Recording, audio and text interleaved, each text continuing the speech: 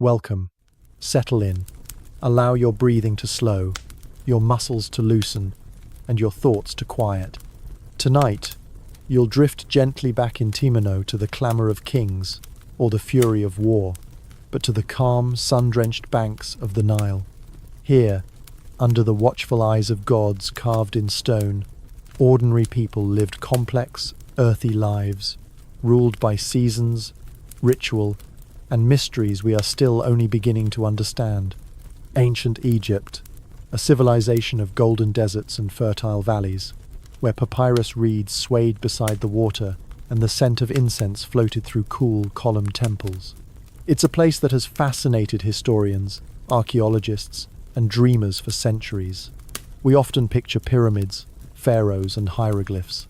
But tonight, we're going to look past the monuments and into the quieter, more human corners of Egyptian life.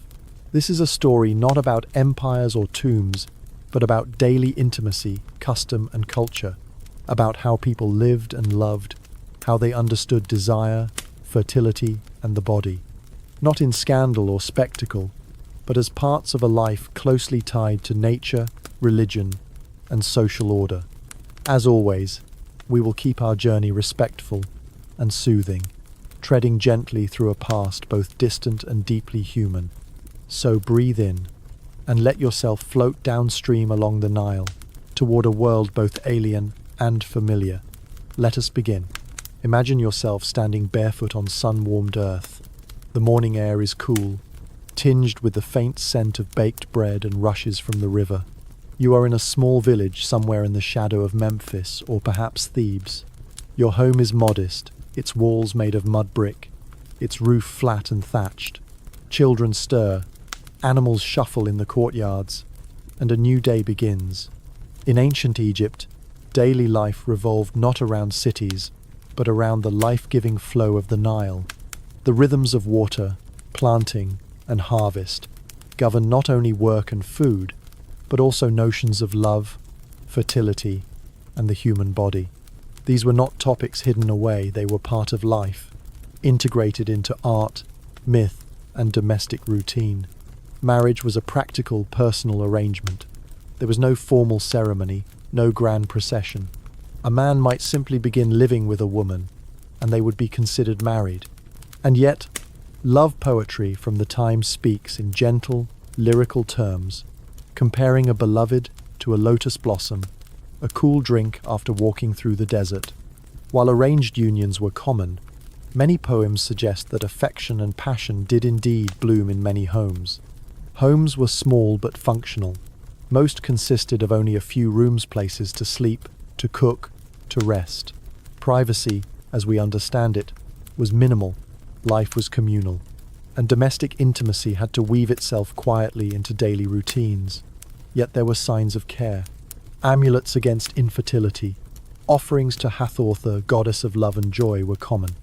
People hoped for healthy unions and many children, and they honored those hopes with small rituals and whispered prayers.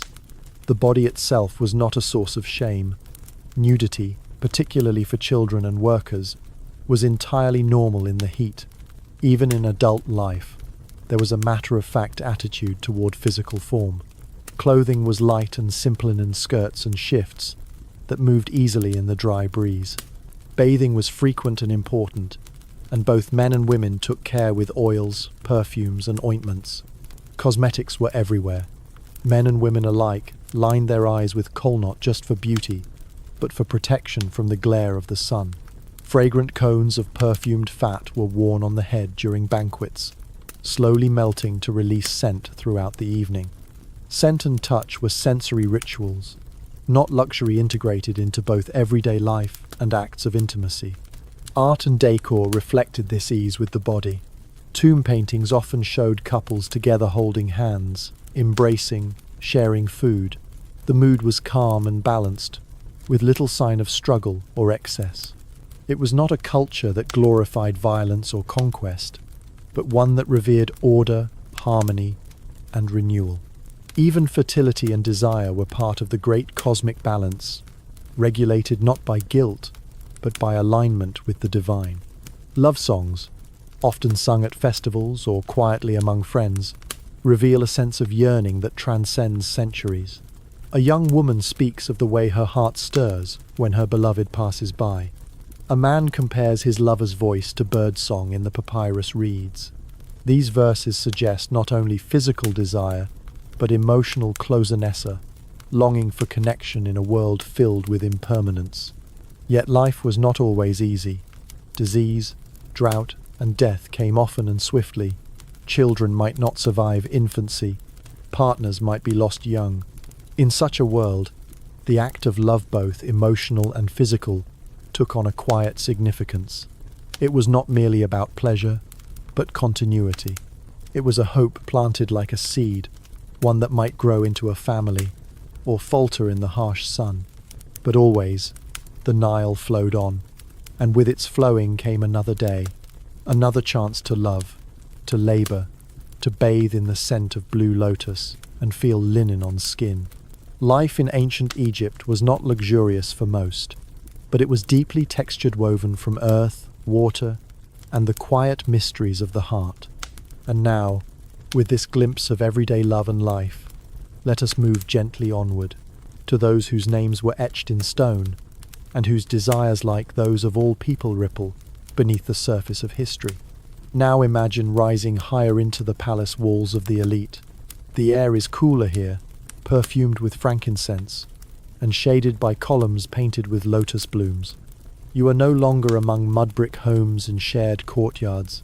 You are walking slowly through the marble hush of power, among figures draped in fine linen and crowned with cobra symbols. Pharaohs, queens, and nobles were not simply wealthy, they were divine, or so their society believed. Kings were the earthly embodiment of Horus, and later Osiris. Their bodies were not just mortal but sacred, their actions imbued with cosmic consequence. And so, even matters of intimacy, fertility, and family took on symbolic weight in the realm of the elite. Pharaohs often had multiple wives, though only one bore the title of Great Royal Wife. This principal queen held a ceremonial role and was often depicted standing beside her husband in temple carvings and tombs. The union between king and queen was not only political, it represented the harmonious balance of male and female forces, crucial for ensuring the order of the world, or ma'at. Despite the grandeur, these unions could still be affectionate. In tomb art, queens and kings are shown holding hands, leaning toward each other in moments of intimacy, gestures that hint at personal tenderness beneath the heavy burden of symbolism. In some cases, kings elevated beloved wives above others, even when it was politically inconvenient. Akhenaten's affection for Nefertiti is famously recorded in both art and inscription, her face appearing again and again, always beside his, a rare repetition in Egyptian iconography. Polygamy at court, however, was standard. Lesser wives and concubines lived in the harem, not in the later, exoticized sense of cloistered women, but rather a separate household managed by a queen or matron, often involving tutors, nurses, and musicians. These women could be foreign princesses sent as diplomatic gifts, or daughters of nobles hoping to gain favor. Their lives were likely structured, ceremonial, and watched closely. Within this elite world, fertility was paramount. The ability to produce a male heir was crucial, and women were often judged by their reproductive success. Special amulets, fertility statues, and invocations to Hathor and Tawaretha, protective hippopotamus, goddess of childbirth, were used to bless and protect expectant mothers. Though medical knowledge was limited by modern standards, midwifery and herbal remedies were practiced with care. The personal lives of the elite, however, were not free of rumor or complexity. Ancient texts and later Greek historians hinted at jealousies, infidelities, and courtly intrigue, though separating fact from flourish is often impossible. A pharaoh's failure to produce an heir might be blamed not on biology, but on cosmic imbalance, or divine displeasure, raising tension, and even danger among those closest to the throne. One peculiar feature of Egyptian royal life is the recurring motif of sibling marriage among the ruling class. Pharaohs, particularly in the New Kingdom and Ptolemaic periods, sometimes married their sisters. To modern sensibilities, this seems disquieting. But to ancient Egyptians, the divine model was Isis and Osiris sibling spouses whose union created the world. By marrying sisters, pharaohs aligned themselves with this eternal myth, reinforcing their legitimacy as god-kings. Whether these unions were always consummated or simply ceremonial remains uncertain. It is important to remember that much of what we know about elite life comes from what was left behind: elaborate tombs, temple reliefs, and carefully chosen inscriptions. These were curated images, projecting ideal harmony rather than revealing domestic truths. A painted scene of a queen offering lotus flowers to her husband may hide years of palace maneuvering, or it may not. The ambiguity is part of the silence that history often holds. Even so, the concept of love and desire was present in elite life. Banquets, for instance, were occasions not just for food and entertainment, but for display, for dance, and for fragrance. Women wore elaborate wigs scented with myrrh and adorned with gold ornaments. Laughter echoed under painted ceilings, and beneath the rituals of state and structure, hearts may have stirred in moments never meant to be recorded. And so, even here in rooms painted with blue stars and walls carved with divine stories, we find the same quiet truth, that power and ritual could not erase longing, that even those crowned as gods searched for warmth, for legacy, and for closeness, just like the people living in the villages far below. Now, having lingered among kings and queens, let us wander to another realm even more mysterious, a world of questions more than answers, where ancient symbols whisper from clay and stone. The strange and fascinating realm of Egyptian sexuality, as seen through magic, ritual, and medicine. Now we drift toward a space less defined by walls and names, a realm suspended between belief and practice, where the human body and the divine world intertwined. In ancient Egypt, intimacy was not merely biological or emotional, it was also magical. Rituals, charms, and spells were used not only to attract affection or preserve fidelity, but to protect, to heal, and to ward away unseen dangers. The Egyptians believed that forces both benevolent and malevolent hovered around all aspects of life. Love, desire, fertility, even jealousy. These were not purely internal experiences, but cosmic ones. So it follows that much of what we might consider intimate or romantic was treated with an air of sacred responsibility. Take, for example, the extensive collection of love spells and fertility charms found in ancient medical papyri. The papyrus Ebers and papyrus Kahun, among others, contain remedies and incantations for promoting conception, curing impotence, or easing the pains of childbirth. Some were simple herbal mixture states, honey and herbs formed into pastes or pessaries. Others involved ritual gestures, spoken invocations, or symbolic objects placed beside the bed or under a woman's pillow. One spell might direct a woman to ingest a concoction of carob and ochre to conceive. Another instructed a man to recite the name of a goddess as he anointed his body with oil, calling forth vitality and strength. Such rituals reflect not only practical attempts to influence the body, but also a deeply spiritual view of human connection, belief that union itself was bound into the order of creation. The goddess Hathor, often called the Lady of Love, Joy, and Music, was one of the most commonly invoked in matters of the heart. Her image appeared in amulets, her name was whispered in courtship, and her temples were often the site of festivals celebrating pleasure, dance, and fertility. To the Egyptians, joy was not sinful, it was sacred. Pleasure, within harmony, was a gift from the gods. But magic could also turn darker. Infidelity or rejection might spur the use of more aggressive spells designed not to win affection, but to bind or even curse. The Brooklyn Papyrus contains references to protective charms against unwanted suitors, or filters to keep a lover faithful. These were not hidden practices, but part of a common understanding of how unseen forces influenced visible relationships. Men and women alike participated in these magical traditions. Wives carried charms in childbirth. Husbands might consult wise women or priest, healers for help with intimate ailments. One common belief was that crocodile dung, formed into a paste, could act as a form of contraception. Another claimed that a woman's fertility could be tested by placing garlic in her body overnight. If the scent reached her breath, she was thought to be open to pregnancy.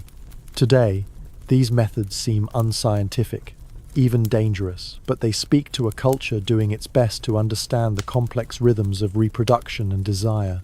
The line between medicine and magic was fluid. Physicians were often priests, and temples served as centers for both healing and spiritual renewal. A lover might pray for success in a romance, and then visit the temple to make offerings. A worried parent might seek both a physician's herbs and a charm to protect a daughter's marriage. There was no contradiction. The physical and spiritual were not opposites but reflections of one another. Erotic dreams, too, were seen as significant. Dream interpretation was a respected practice, and sexual dreams were often considered omens either of coming joy or looming misfortune. A dream of being embraced by a stranger might be interpreted as a sign of new love. A vision of being pursued could hint at betrayal.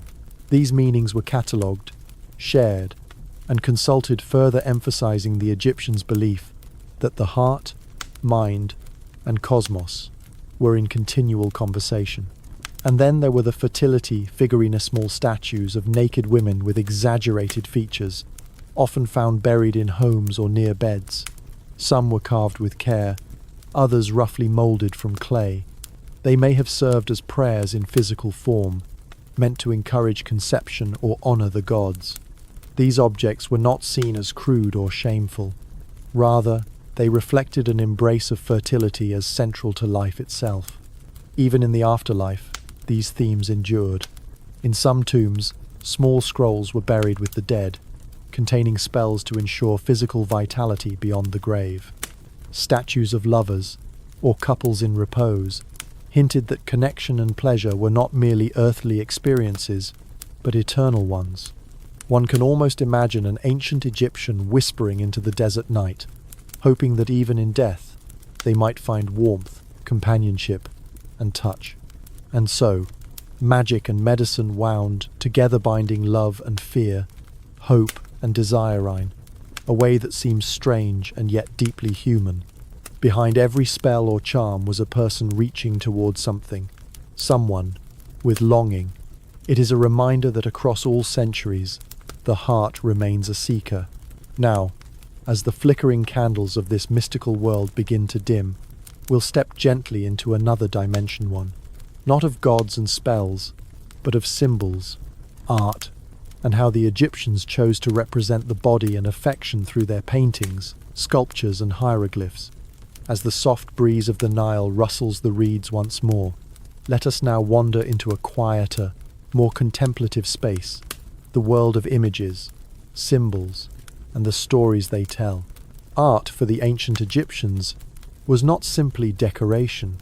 It was a sacred expression of life's order, a visual echo of the balance they called ma'at. And within this carefully structured art, human connection, both physical and emotional, was gently but unmistakably present. When you think of Egyptian art, you may picture the iconic profile faces, the rigid postures, the eyes wide and alert. This style was deliberate, not naive. It wasn't meant to mimic life as it appeared, but to reflect how life should be.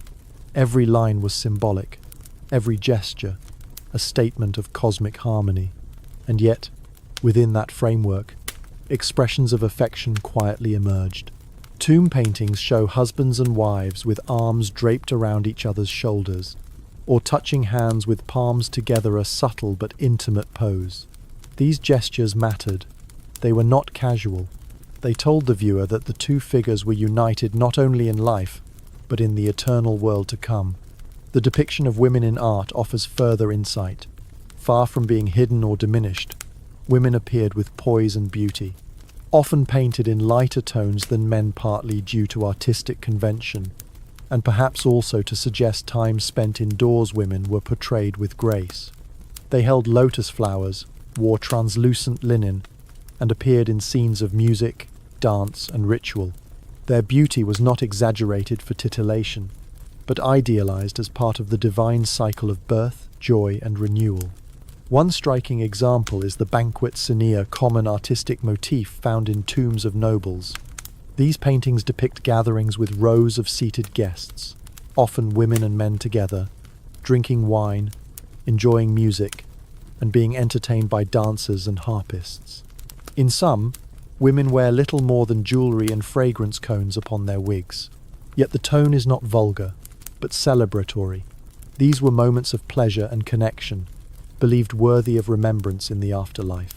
Hieroglyphs themselves, the written script of the Egyptians, also reflect their view of intimacy and the body.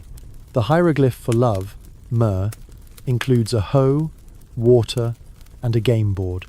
Its literal translation is elusive, but its parts suggest cultivation, flow, and play, perhaps hinting at how they understood affection as something to be tended, something dynamic, something joyful. Erotic imagery existed as well, though it was often tucked away in less public forms. The famous Turin erotic papyrus, for instance, is an unusual and rare example of explicitly sexual imagery. It was not displayed in temples or tombs, but likely intended as private humor or commentary. In its drawings, couples are shown in exaggerated poses, sometimes paired with humorous or absurd texts. Its very strangeness tells us something. It was not typical, not sacred, but perhaps a release valve for private amusement. Most art involving intimacy was far subtler, woven into domestic scenes or devotional imagery. The ideal male form in art was broad-shouldered, active, strong. The ideal female form was youthful, smooth-skinned, and serene. But there was room for variation. Children were depicted nude, with side locks of hair, elders with lines of age. Desire, in Egyptian art, was framed by beauty, but also by continuity of family, of balance, of life unfolding in its natural rhythm. Even sculpture participated in this quiet celebration of union. Consider the serene seated statues of couples from tombs, husband and wife side by side, gazing forward into eternity. There is no embrace, no overt emotion, and yet there is closeness. Their bodies touch. Their presence is shared. Their eternity is a joint one.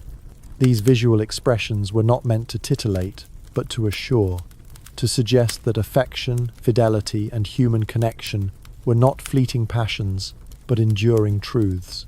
In a culture where death was ever present, the idea that love could persist beyond the grave was powerful, and art was the bridge that made it so.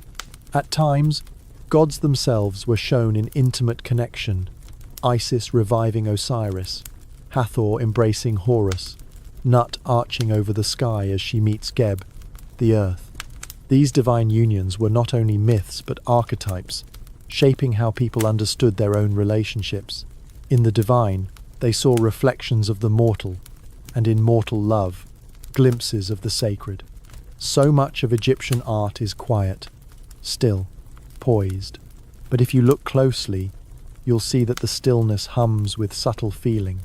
A hand gently resting on a shoulder, a smile playing at the corner of a sculpted mouth, a flower held not at random, but offered in affection.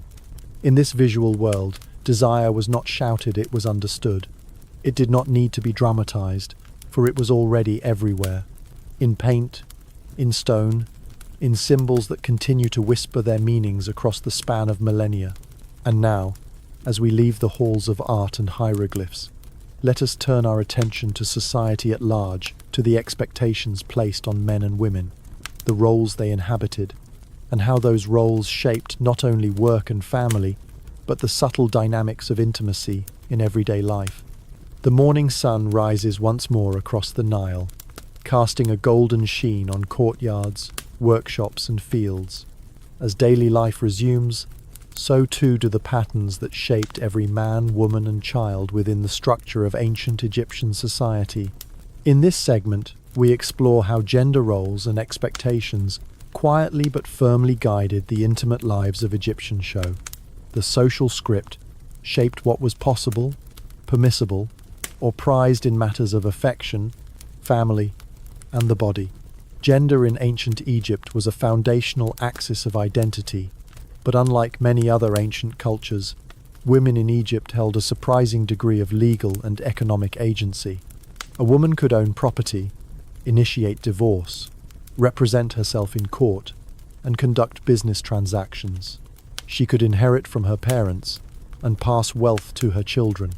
In inscriptions, we even see references to women holding official positions such as priestesses, musicians of the temple, or overseers of grain. While men occupied most positions of overt political power, the influence of women, particularly within the household, was palpable and respected. Still, societal roles were deeply defined. Men were expected to work outside the home, in roles ranging from farmers and builders to scribes and priests. Their identities were tied to labor, productivity, and public achievement.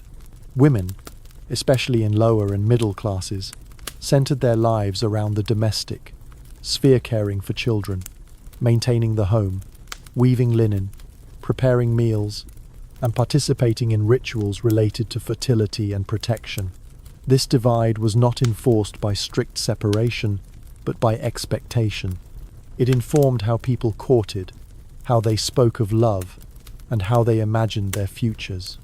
In intimate relationships, men were often viewed as initiators, those who pursued, proposed, or provided.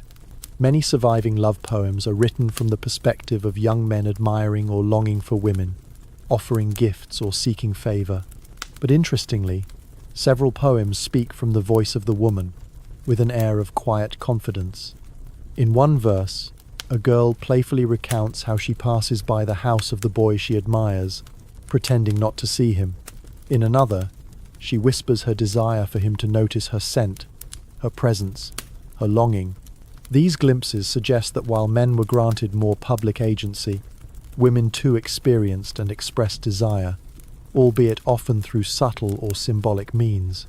Marriage was the typical endpoint of courtship, but it was less formalized than one might expect. There was no requirement for a grand ceremony or state registration. A couple moving in together and presenting themselves as husband and wife was generally sufficient. What mattered was social recognition by neighbors, families, and peers. This recognition carried expectations. Wives were expected to be faithful and diligent in domestic duties. Husbands were expected to provide materially and protectively. But the degree of emotional connection within these roles varied widely. Some marriages, especially among the elite, were arranged for strategic purposes, joining wealth, land, or political influence. Others likely grew from proximity and affection. Regardless of origin, many depictions show genuine closeness. Tombs of artisans from Deir el-Medina, for instance, include inscriptions honoring both spouses, speaking of shared life and mutual respect. It's in these quiet corners, far from the palaces, that we find some of the most touching expressions of marital companionship. Sexual expectations were also shaped by gender. Men were generally permitted more freedom, though infidelity was discouraged, especially if it disrupted households or public harmony. For women, fidelity was considered crucial, both for moral reasons and to ensure certainty of lineage. Children were central to Egyptian life. They were not just desired, but expected. A large family was a sign of success, fertility, and divine blessing. Couples who could not conceive sometimes turned to amulets, prayers, or medical remedia signaling, not shame, but hope. Motherhood elevated a woman's status considerably. In a world where survival was never guaranteed, each child carried the possibility of continuation, both of the family name and of spiritual legacy. Fathers were celebrated too, particularly for sons, who would carry on trades, take care of their parents in old age, and perform funerary rites. Yet daughters were not disregarded. Some families clearly cherished their daughters, raising them to participate in music, worship, and even literacy. In a few rare cases, women became scribes or priestesses, recording religious texts or overseeing ritual life. The dynamics of same-sex desire are less clearly understood, though they were not entirely absent. Few direct references exist, but some stories and art offer glimpses. The tale of Horus and Seth, mythologically interpreted by some as containing symbolic acts of dominances, occasionally been read as alluding to power and gender in complex ways. A pair of male tomb workers, Nyanknum and Khnumhotep, are famously buried together in a joint tomb, depicted in affectionate poses, usually reserved for married couples. Whether they were brothers, partners, or simply close companions remains debated. But their images, faces touching, arms intertwined, suggest that the spectrum of human connection was wider than official texts may reveal. Divorce was allowed and relatively simple to enact. Either party could initiate it, and legal documents sometimes spelled out the division of property or custody of children. There was no enduring stigma, though repeated divorces might affect a person's reputation. The flexibility of marriage and separation points again to a pragmatic culture focused less on doctrine and more on function, family, and continuity. Social class, of course, shaped all of these experiences. A noblewoman might own land and command servants, while a peasant woman's life revolved around grinding grain, fetching water, and raising children with little help. Yet even among the poor, affection found space, a kiss in passing, a small gift carved from wood, a lullaby sung to a child under a night sky. These were the textures of love as it lived, quietly, in all corners of Egyptian life. The roles of men and women, then, were not just social constraints. They were frameworks within which people formed bonds, created homes, and sought meaning. They were lenses through which desire was expressed, resisted, or fulfilled. And while the balance of power tilted unevenly, the emotional world was rich, filled with longing, care, and the hope for lasting companionship.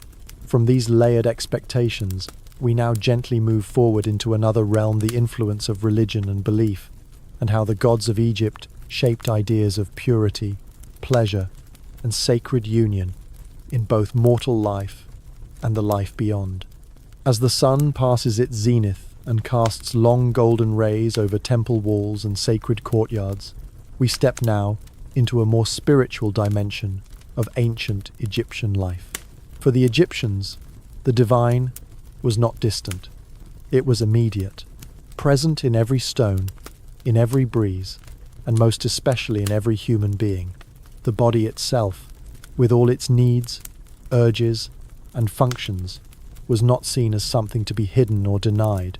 Rather, it was a vessel of sacred potential, a bridge between the mortal and the eternal. Religion permeated all aspects of Egyptian life. It was not simply a set of beliefs or a compartmentalized faith, it was a living system of order and meaning that governed farming and feasting, death and birth, intimacy and solitude.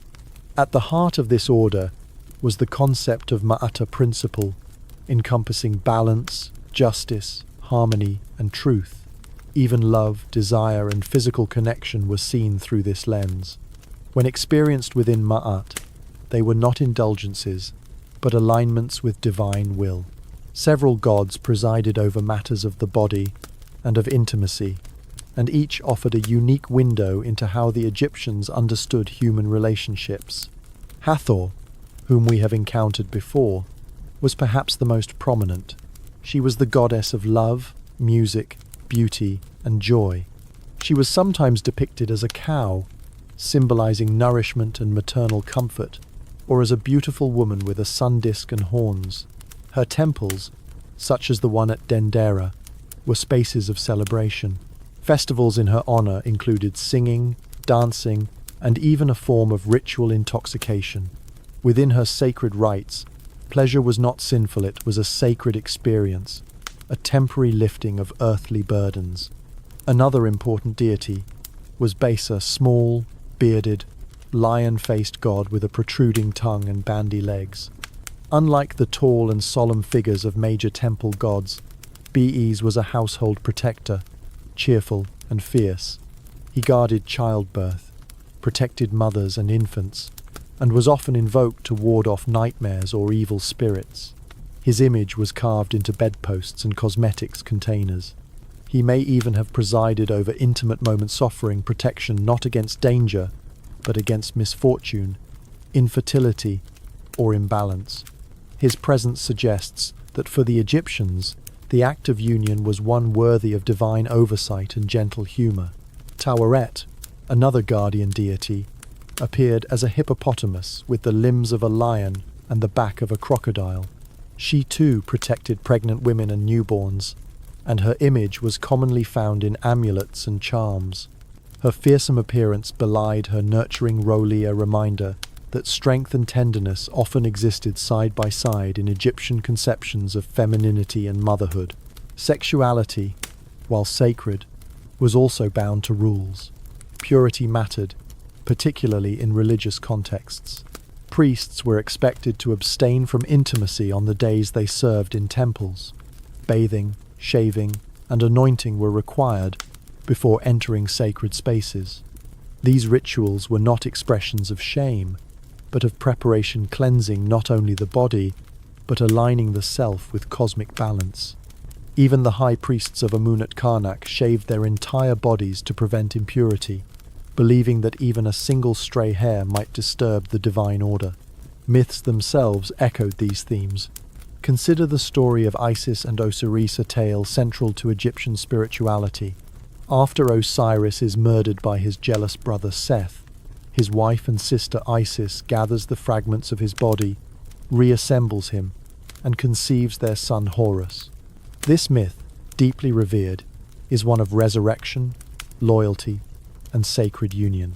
The conception of Horus was not viewed as a metaphor alone, it was seen as a divine act that restored harmony to the cosmos. It sanctified the idea of love transcending death, of the body as a necessary and divine tool for cosmic restoration. Even the afterlife bore the imprint of these beliefs. In the field of reeds, the Egyptian vision of paradise, the deceased would live on in a perfected form, engaging in familiar pleasures, farming, eating, drinking, and yes, loving. Couples buried together might reunite. The physical joys of life were not abandoned, but refined. Tomb texts sometimes included spells to restore potency or ensure that the deceased could enjoy intimacy beyond the grave. For a people who built vast cities of the dead, the idea that affection and companionship continued after death was a comforting one. Yet, despite this broad acceptance of the body's role in sacred life, not all acts were approved. Incest, while accepted in royal